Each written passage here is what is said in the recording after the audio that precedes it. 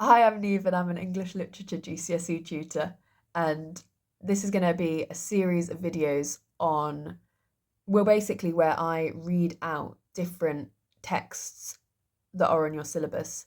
And as I go, I comment on what I think you should or could be noticing. Um, my hope with this, or the reason for doing this, is that lots of the students who come to me have kind of learnt a small list of quotes that they have been either told or decided that are the best quotes, the ones you should learn, the ones you can use. And oftentimes they are either not the best, the list isn't long enough, or they might be good ones, but you don't know how to use them. And so hopefully this video will achieve two things. One, it will give you a much larger, wider range of points that could be made that you can kind of be like, oh, I'm actually going to learn that quotation and make that point. Great. And I'm hoping that the other thing it will achieve is that as I'm talking, you will kind of get in the mindset of like, oh, okay, so that's how I read it for myself and find a point that's relevant. And like the goal is, I mean, there's two goals for you, right? The one goal is to get a good mark in your literature GCSE, however you manage to do that. The other goal is that you learn to be a critical reader and learn to interpret well. And that skill carries through to your A levels, your degree, and your life.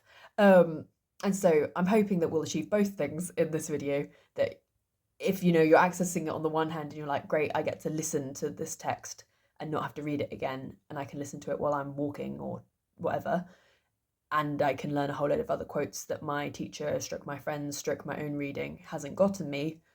But on the other hand, I'd love this to help you become an independent learner, somebody who can read texts for themselves and pull stuff out. And so those are the goals. Those are like the lesson objectives of this video series.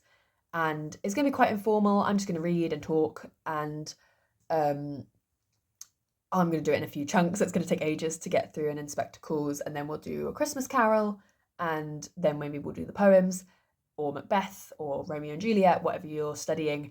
And I can't promise that they'll all be done before this exam series. Like right now, it's February 2026, but we're just going to make a start because starting things are good, and some content is better than no content. And if you want like something quicker than other things, you're gonna have to comment and let me know, and I'm very socially motivated. So um, if enough of you comment and are like, please, we want Macbeth, I probably will do Macbeth.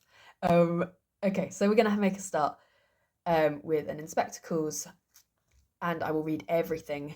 So maybe you want to have your copy open with you. So pause the video, go get your copy, or find a copy online, and maybe you want to follow along because I guess I'll read the names of the people speaking, but in order to not get confused, you might want to have a visual in front of you. But this video is one, easier to edit, and two, slightly probably nicer to watch if I don't have it on the screen. So let's make a start. Okay, it is an evening in spring 1912, Act 1. The dining room is of a fairly large suburban house belonging to a prosperous manufacturer. It has a good solid furniture of the period. The general effect is a substantial and heavily comfortable, but not cosy and homelike. If a realistic set is used, then it should be swung back as it was in the production at the New Theatre. By doing this, you can have the dining table centred downstage during Act 1 when it is needed there, and then swinging back can reveal the fireplace for Act 2, and then for Act 3 can show a small table with a telephone on it downstage of the fireplace. By this time, the dining table and its chairs have moved well upstage. Producers who wish to avoid this tricky business, which involves two resettings of the scene and some very accurate adjustments of the extra flats necessary, would be well advised to dispense with an ordinary realistic set, if only because the dining table becomes a nuisance.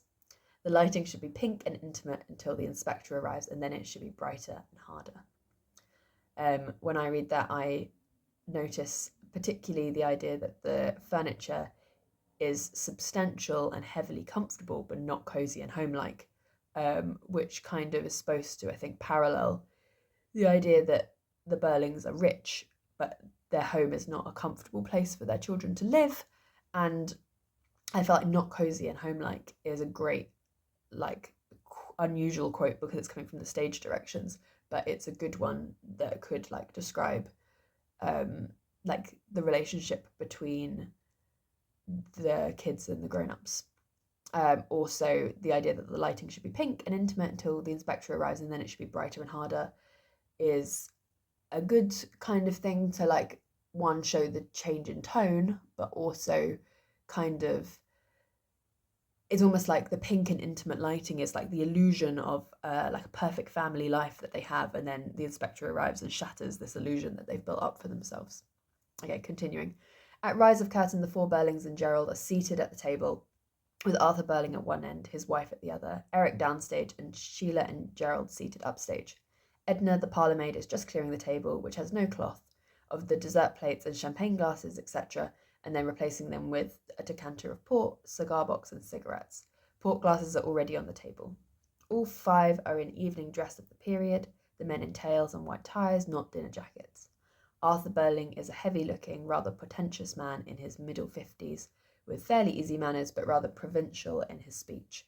His wife is about 50, a rather cold woman, and her husband's social superior. Sheila is a pretty girl in her early 20s, very pleased with life and rather excited. Gerald Croft is an attractive chap, about 30, rather too manly to be a dandy, but very much the well-bred young man about town. Eric is in his early 20s, not quite at ease, half shy, half assertive. At the moment, they have all had a good dinner, are celebrating a special occasion, and are pleased with themselves. Lots to get from that. Like, note that Mrs. Burling is Mr. Burling's social superior. That's a really key detail. The food and things that they've eaten show how rich they are and how decadent this meal is. The description of Arthur Burling is our, like, first impression of him, and when we get a first impression of a character, that's a really good thing to take note of. Heavy-looking, rather pretentious man in his middle 50s, with fairly easy manners but rather provincial in his speech. It may be useful to kind of look up the meanings of some of those words. So pretentious meaning like kind of maybe a bit self-important, overly solemn, kind of doing things and trying, like, intending to impress. And provincial, kind of like quite a convoluted meaning, but I think meaning like uh, maybe like a little bit unsophisticated or narrow-minded is kind of the meanings coming up when you Google that word. So what you want to interpret from that is up to you, but like it's useful to Google those words and see what might be trying to be said. Okay, and so this is also our first impression of Sheila, who is a pretty girl in her early 20s, very pleased with life and rather excited. So rather pleased with life, I think, is quite a nice, very pleased with life, is a nice quote that kind of shows her change throughout the play. Like, this is what she starts with, and then we see, obviously, her character change throughout, but if you want a comparison, this is a nice place to start.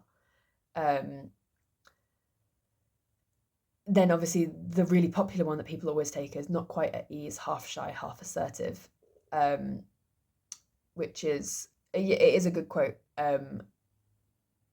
but you need to, I guess, you need to kind of know like what you mean by half shy, half assertive, and that kind of gets played out in the first scenes of the play.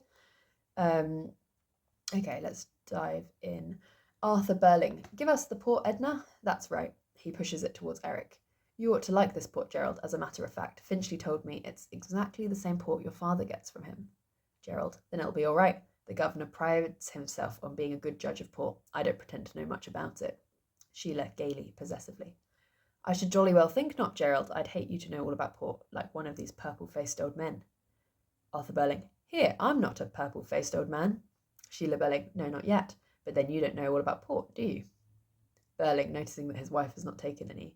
Now then, Sybil, you must take a little tonight. Special occasion, you know, eh? Sheila, yes, go on, mummy, you must drink our health. Mrs. Burling, smiling, very well then, just a little, thank you. To Edna, who is about to go with the tray. All right, Edna, I'll ring from the drawing room when we want coffee, probably in about half an hour. Edna going, yes, ma'am. Edna goes out. They now have all the glasses filled. Burling beams at them and clearly relaxes. Well, well, this is very nice, very nice. Good dinner too, Sybil. Tell cook from me. Gerald politely, absolutely first class. Mrs. Burling reproachfully, Arthur, you're not supposed to say such things. Burling, oh, come, I'm treating Gerald like one of the family, and I'm sure he won't object.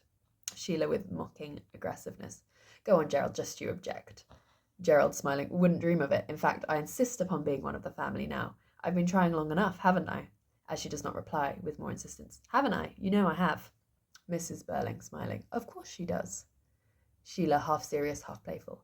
Yes, except for all last summer when you never came near me, and I wondered what had happened to you. Gerald. And I've told you, I was awfully busy at the works all that time. Sheila, same tone as before. Yes, that's what you say.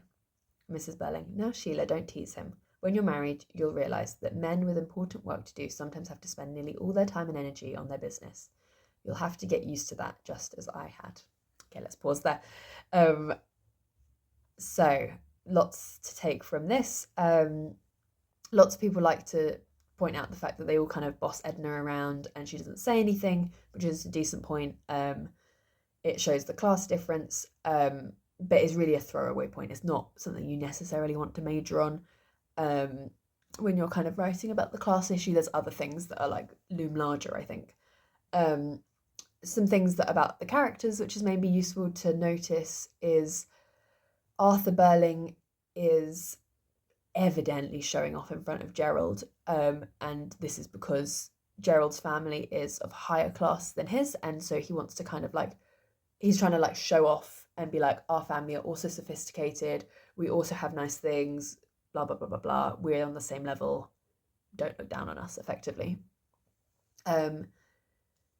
Gerald calls his father the governor, which shows that he doesn't have a good relationship necessarily with his dad. It shows that his dad is high up and like has high social standing, but it's not very normal to call your own dad the governor.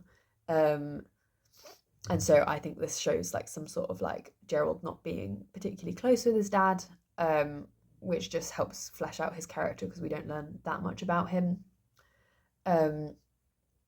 And then obviously we see Sheila like quite strongly dissing her dad, like one of these purple-faced old men. You don't know about port, do you? And she's just quite insulting to him, which is quite funny. Not sure that particularly makes a good GCSE point, but it's funny. And I think there's probably stuff you could take from that. It's showing their relationship at the start is even not that, like, they maybe have this like veneer of like a nice happy family, but it's not like they're actually like super connected. She already kind of is rejecting his mentalities and his ideas about what's important even here at the start. We then also have like Arthur Burling committing quite a serious social faux pas. So he kind of compliments their own dinner, and he's not supposed to do that because he's supposed to wait for the guest to compliment the dinner, and it's like fishing for compliments. And Gerald is a bit polite. He's like, oh, yeah, absolutely, first class.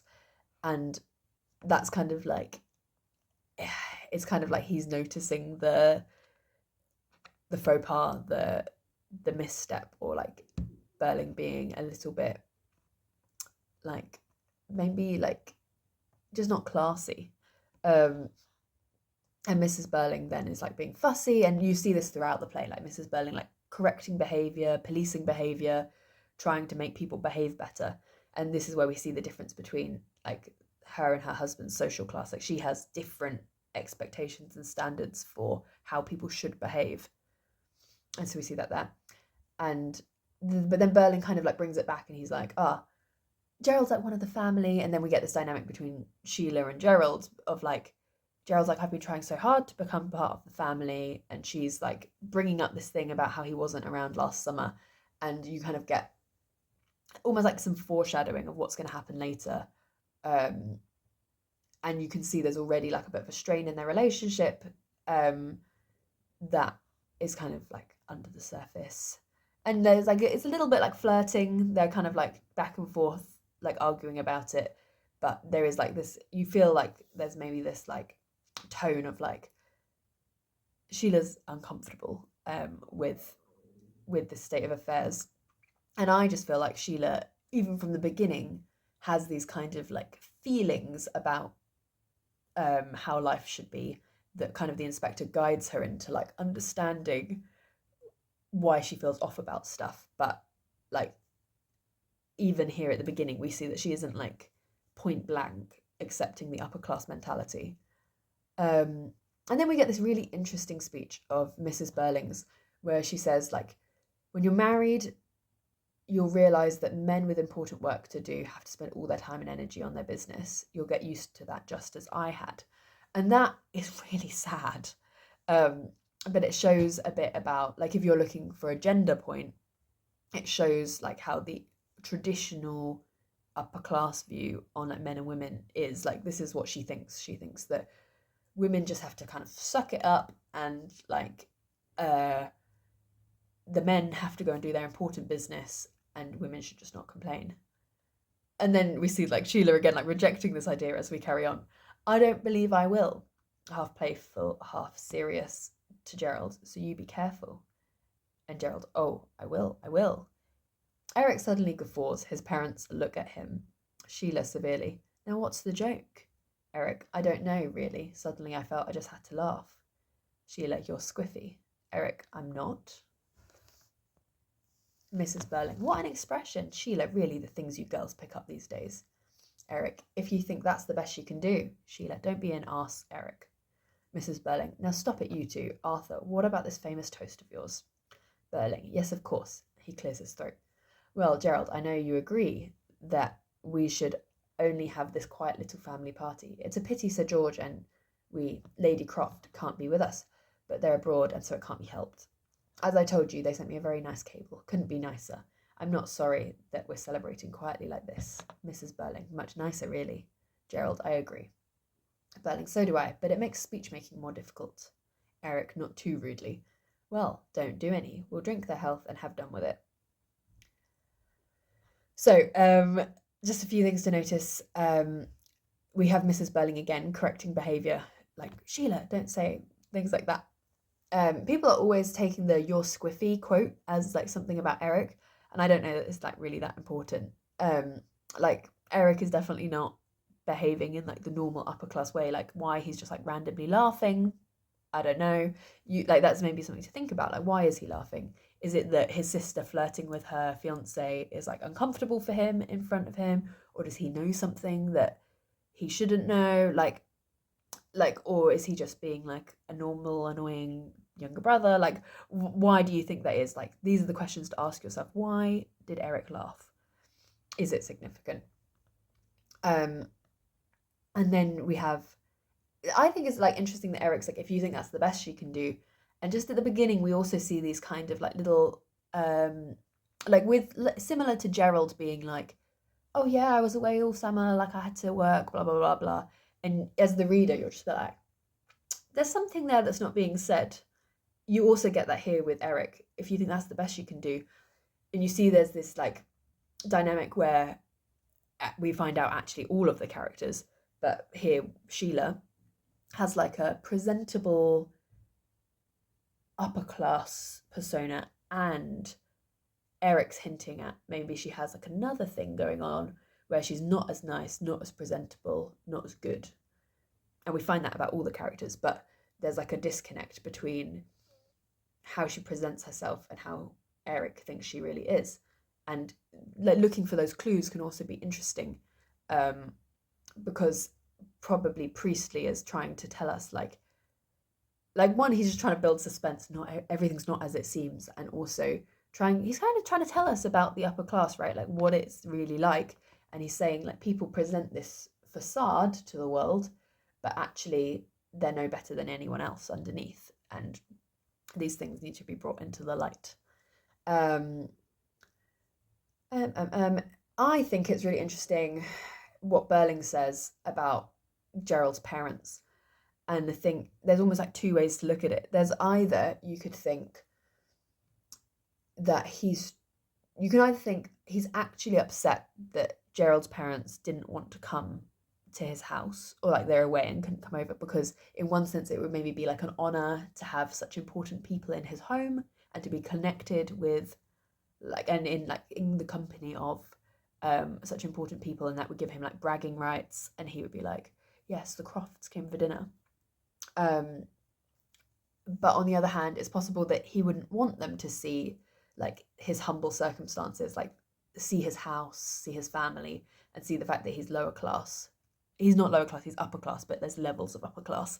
And so it's possible that he's kind of saying polite things, but he's actually relieved that they couldn't come. And so I think you could read this either way. And so that's kind of like an interesting thing to think about. Which do you assume? Why do you think that that is the case? And what does that tell us about Mr. Burling, if like depending on how you interpret that? Um, okay. Let's pause there and we'll carry on in the next video.